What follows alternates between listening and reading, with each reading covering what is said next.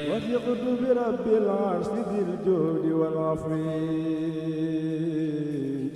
مع المصطفى والله لي مخرج صفي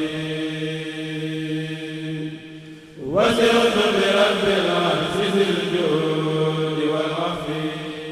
Son nom est Cheikh Mohammed Fadel, fils du Cheikh serviteur Ahmadou Bamba et deuxième khalife de la Mouhidia.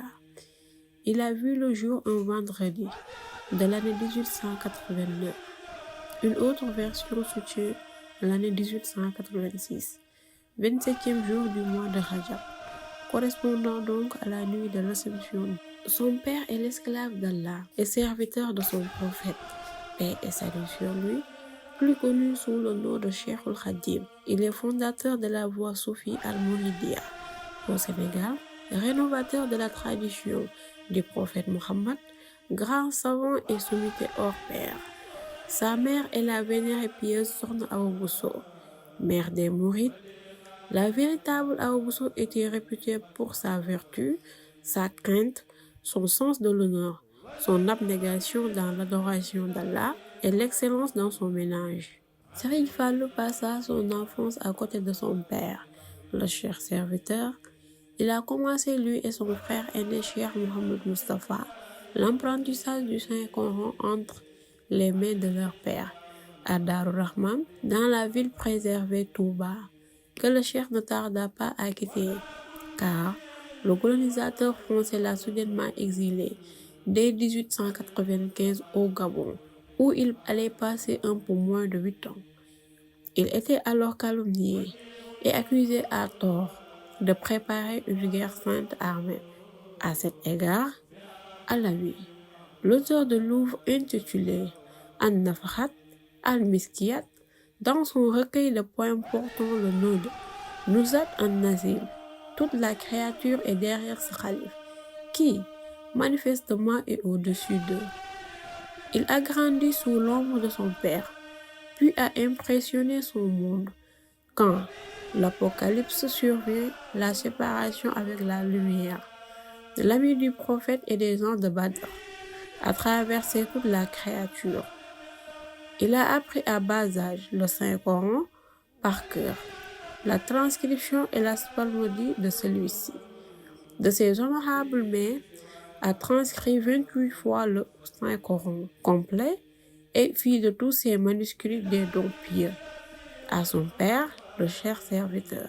Devenu une haute montagne en ce qui concerne les sciences liées à la jurisprudence islamique et à la littérature arabe, Cheikh Mohammed Fadel Ralia, par la grâce divine, son père est maître exilé une seconde fois en terre mauritanienne entre 1903 et 1907. Il a adhéré à la foi des soufis en prêtant serment d'allégeance à son père, lequel s'investit alors personnellement dans son éducation et son élévation spirituelle, pendant qu'il débarrassait des vices déconsidérés et l'ornait des vertus louées et des comportements agréés, jusqu'à ce qu'il devienne un des très grands rares maîtres soufis. Cheikh Mohammed Fadel faisait aussi partie de ceux qui ont accompagné son père, le cher serviteur, pendant qu'il était en résidence surveillée à Thiéyène Djolof entre 1907 et 1912. Tout cet engagement et ce compagnonnage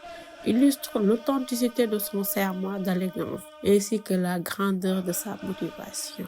Serigne Fallou était un aspirant sincère, inconditionnel du cher serviteur, compatissant, tolérant et généreux, plein de miséricorde et de bel humour, poète à la plume inégalée. Ceux qui l'ont connu dans son enfance prédisent qu'il marchait sur les pas de son père, le cher, agréé notamment en ce qui concerne la générosité de ce dernier, ainsi que sa lumière propre à chercher l'ignorance.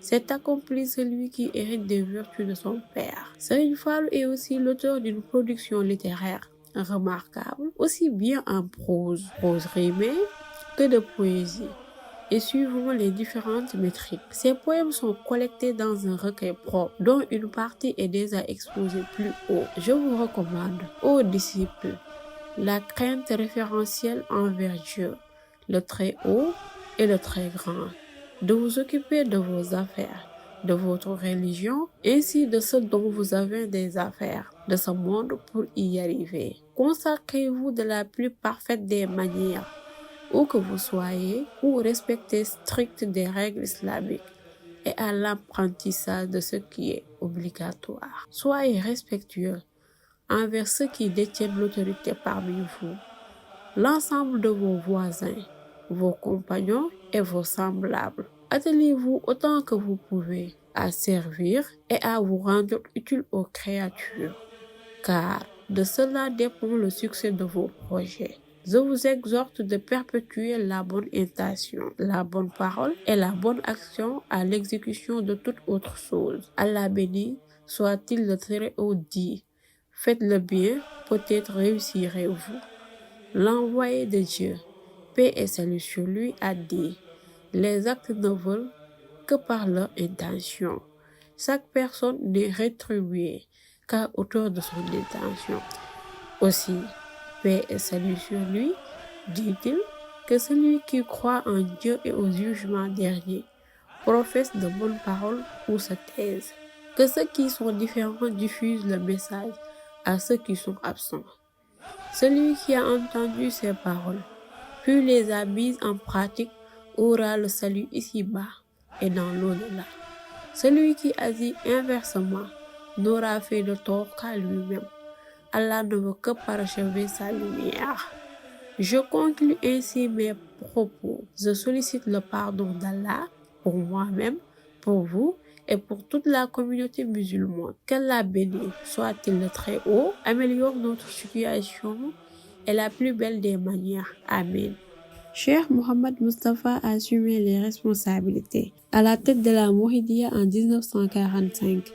Après le retour à son seigneur de son frère aîné, Cheikh Mohammed Mustafa, la même année. Le début de son magistère coïncida avec la fin de la Seconde Guerre mondiale. La pauvreté et une famine généralisée furent le lot quotidien des populations dans toutes les contrées du pays. Mais, par la volonté divine et la baraka des prières du nouveau calife, les conditions de vie s'améliorèrent. Tandis qu'on retrouvait la verdure des champs, les terres arabes commencèrent à nouveau à donner ce qu'elles avaient de meilleur et en abondance. Parmi ces réalisations les plus importantes, on peut citer la finalisation de la mosquée de Touba, la célébration du Grand Magal à Touba, l'urbanisation de la ville sainte de Touba, l'éclairage public à Touba, la desserte de la ville sainte, l'aménagement du cimetière et le premier centre de santé, le conseil scientifique, le marché Okaz, le Darei Kabil et la commission de relecture, le calife qui a ouvert le chemin du Hajj, la fondation de plusieurs villages, le Magal de Kazu Rajab. Il a instauré le Magal de Kazu Rajab, son anniversaire.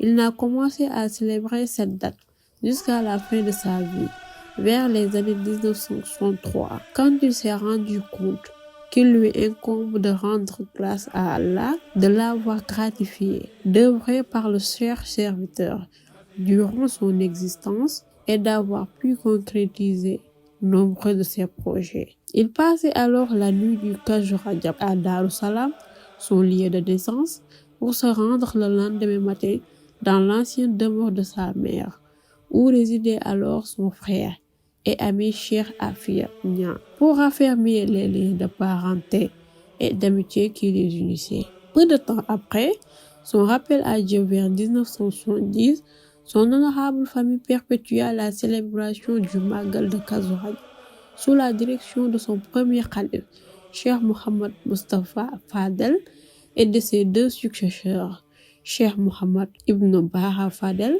et Cheikh Abou Bahaka Fadel, faisant de cette célébration la deuxième en nombre du genre après le grand Magal de Touba.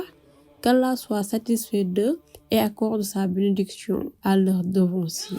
Seigne Fallou a répondu à l'appel de son Seigneur le mardi 6 août 1968 à l'âge de 83 ans. Il fut alors inhumé à Touba, à proximité de son noble père. Son mausolée, une véritable thérapie qui a fait ses preuves, reçoit la visite de milliers de musulmans chaque année. Qu'Allah lui accorde une grande rétribution en notre nom, au nom de l'islam et de la Mouhidia. par considération pour Cheikhul Khadim.